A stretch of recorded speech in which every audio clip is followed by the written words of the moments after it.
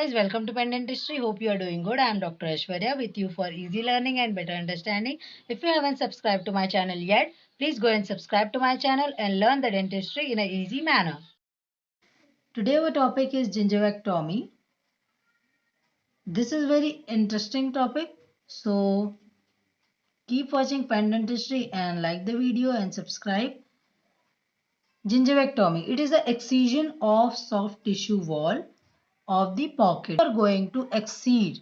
Excision means remove the soft tissue of the wall of the pocket. If you are going to remove the wall of the pocket, that process is known as gingivectomy. The indication of gingivectomy is the first one is removal of supraalveolar pockets. Supraalveolar means above the alveolar process, the pocket which are present, that is supraalveolar pockets, and pseudo that is removed by the gingivectomy process. If this is the tooth and this is the root part, okay, this is the sulcus and this is the gingiva. When you are going to remove this gingiva has detached it from the tooth. This gingiva part, it has detached from the tooth region. This is the tooth region. This is the alveolar region. So this part you are going to cut this because this part is the infected part. As I have told you, here the bacteria and the microbes, everyone is proliferating and they are causing the toxicity. So this is the region which is present with bacteria and microbes. So you are going to remove this region. How you are going to remove this region? With the help of gingivectomy, you are going to cut the gingiva. Gingiva means gingivec is gingiva. Tomy means cutting. Cutting of the gingiva will be done. This will be removed from here, and you are going to place this gingiva. You are going to attach this gingiva with the help of suture here. So it will going to look like this. The infected part has removed and the new attachment is placed just beside the tooth. So this is the removal of the supraalveolar pockets. Supraalveolar pockets has removed and pseudo pockets also has removed because of the help of with the help of the gingivectomy. Removed fibrous gingiva. If there is a fibrous tissue has occurred in the gingiva part, that you are going to the help of gingivectomy. Edematous enlargement of the gingiva. If there is a enlargement of the gingiva has taken place, that will also be removed by the gingivectomy. Rolled and blunt margin of the gingiva are maintained to the physiologic form. Rolled. If the margins of the gingiva has become rolled, okay, and blunt, that will be cut down. The gingivectomy will be done and it is maintained to the physiologic form. Physiologic form means the natural form will be maintained. Correct gingival craters. You will going to correct the gingival craters. Gingival craters are the gingiva present at the interdental spaces. These are the gingival craters. Sometimes it is present like if this is the tooth, this is the another tooth, the gingiva. Okay, sometimes it is present like this and sometimes it is U shape like this. Okay, so these are the craters of the gingiva. You are going to correct the gingival crater, create bilateral symmetry. At both the surface, you are going to create a bilateral symmetry of the gingiva. Provide aesthetics in crowns where exposure is not present fully. If there is a present of gingiva if the gingiva has covered the crown like this.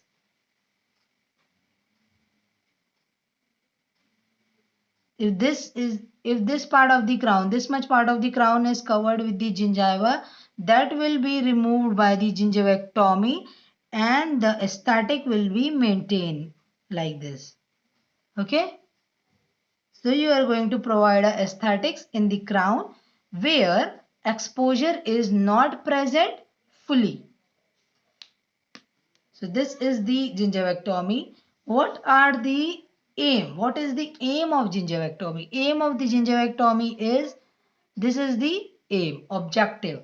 Objective is aim. The aim is elimination of the pocket. What you are doing here, you are removing the pockets. The main aim is elimination of the pocket. That's why we are doing the gingivectomy process. Of gingivectomy which we perform here is, types are the gingivectomy by chemosurgery. We are going to do the chemosurgery gingivectomy, electrosurgery, cryosurgery, laser, and the last one is surgical gingivectomy. These are the 5 types of gingivectomy procedures. You can go with any of them.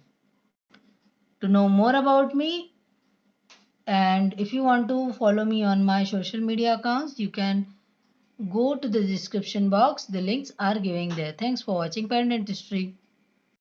If you understood my video well, please like, subscribe and share this video to your friends and your batchmates for easy learning and better understanding.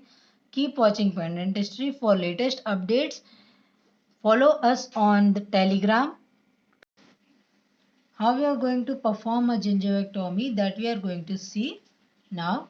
The procedure. The step 1 is, here the pockets on each surface are explored. You are going to explore the pockets on each surface of the tooth.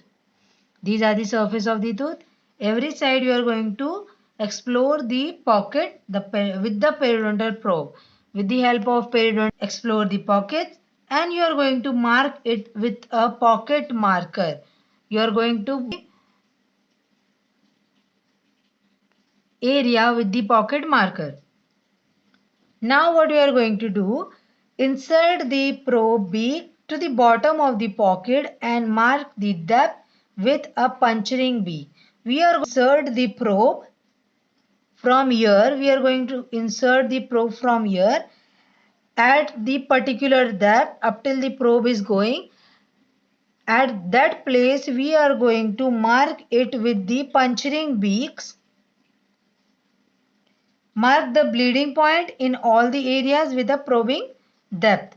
With a probing depth, with calculation of the probing depth, you are going to mark a depth of the sulcus. You are going to mark the bleeding point. This is the bleeding point.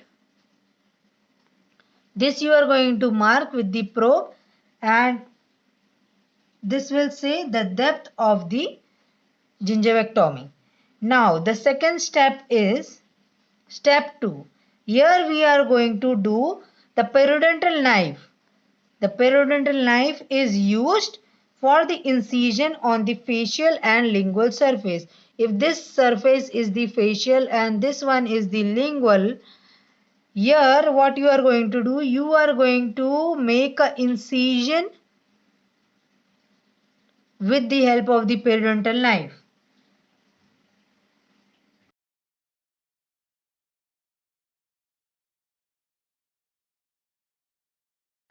The knife which we are going to use here is Bard Parker blade number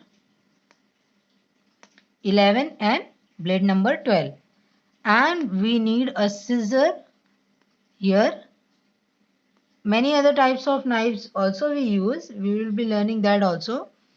The kinds of knife. But right now we are using Bard Parker blade number 11 and blade number 12 and also the scissor.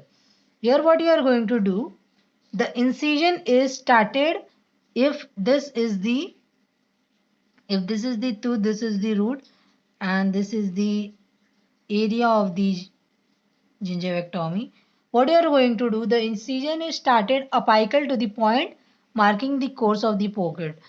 The pocket which you have marked and the bleeding point which you have marked, from there you are going to direct the point coronal. The incision is made at the like this. You are going to cut the gingiva like this. This is the incision which is made, and it is directed coronally to the point between the base of the pocket and the crest of bone. Base of the pocket, this is the base of the pocket, and the crest of the bone, this is the incision point. The incision should be approximately 45 degree to the tooth surface. The incision which you are going to make, it should be a 45 degree to the tooth surface. This is the tooth and it should be up like this. Okay, afterwards you are going to remove this cut gingiva. You are going to remove this, the gingiva which you have incised. This comes in step 3. In step 3 we are going to remove the excised pocket. The pocket which we have removed, that we are going to remove. This will be removed. Okay. This area will be cleaned and the close examination will be there at the root surface for any deposit. You are going to watch, you are going to see the deposit. If there is a deposit present here, you are going to clean this. You are going to make a close examination here for the removing and cleaning this area.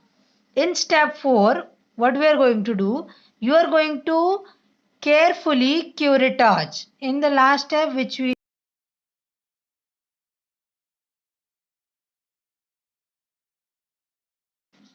in curettage, you are going to remove the,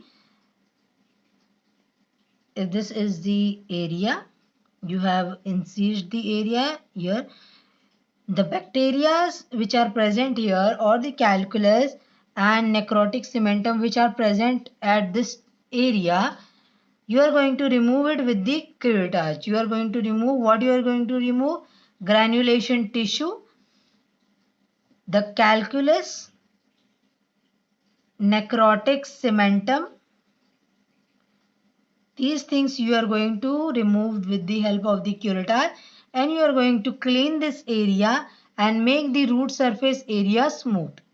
In the last step, in the 5th step, we are going to place the periodontal pocket packs here. I have given the periodontal pack in my previous video. You can go and watch that. You are going to place a periodontal pack on this surgery, the procedure which you have gone through, so that it will going to protect it with the irritants. To protect your surgery with any kind of irritant, you are going to place a periodontal pack on your surgical part.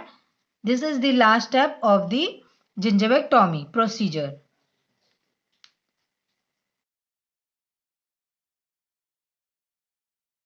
How the healing takes place in gingivectomy. The first one is the surface clot formation will be there. This is the initiation response. Initially the response is the formation of the surface clot, as you know it very well. Then it will be going to replace the surface clot with the granulation tissue. The clot then replaced with the granulation tissue. Within 24 hours, the new connective tissue cells will going to be made. That is, angioblast will be there. Mainly angioblast. These will be produce, the new connective tissue cells will be made by the 3rd day. This was the 24 hours. Now in the 3rd day, reaching to the 3rd day, numerous kinds of fibroblast will be grown. This will be increasing. Numerous kind of fibroblast will be grown, and this will increase the vascular granulation tissue. The high vascular granulation tissue grow coronally, creating a new free gingival margin. As you have incised the sulcus, this part. So now what is going to be there? The new coronal tissue will be, new free gingiva margin will be made as a sulcus here. As you have incised the sulcus, now it will maintain and it will grow a new sulcus. It will going to make a new sulcus in the third day. That is fibroblast and high vascular granulation tissue is maintained.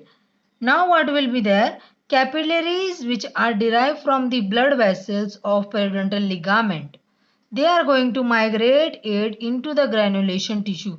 The granulation tissue which have occurred here, the capillaries from the blood vessels, they are going to migrate in the granulation tissue, and within 2 weeks, in the 2 weeks, they are going to connect with gingival vessels. The gingival vessels will be connected with the capillaries. The granulation tissue will be connected with the gingival vessels. The capillary will be going to connect it. Now, the surface, the last one is the surface epithelial is completed after 9 to 14 days. Within 9 to 14 days, the surface epithelial will be made. The complete epithelialization will be made. It will take around 1 month. 1 month time will be taken for the gingivectomy, for healing, for the complete epithelialization of this healing is done. First clot is made, then granulation tissue, 24 hours new connective tissue, third day fibroblast, then capillaries will be maintained in the granulation tissue, the surface epithelial will be made, and at last the complete epithelialization will be done. This was the healing of the wound made by the gingivectomy. Contraindications of gingivectomy is if there is a presence of infrabony pocket, at that time you are not going to perform a gingivectomy. If the patient is uncooperative, you are not going to perform a gingivectomy.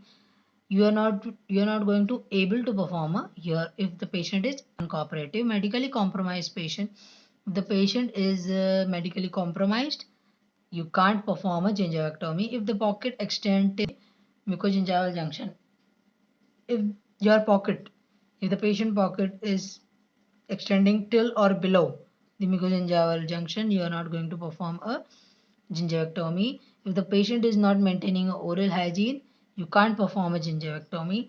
If there is a presence of dentinal hypersensitivity before the surgical process, you are going to start a surgical process and the patient is complaining about the dental hypersensitivity, you can't perform a gingivectomy at this condition. In presence of interdental crater, bone formation, thick alveolar ridge, you are not able to perform a gingivectomy at these conditions. These are the contraindications of the gingivectomy.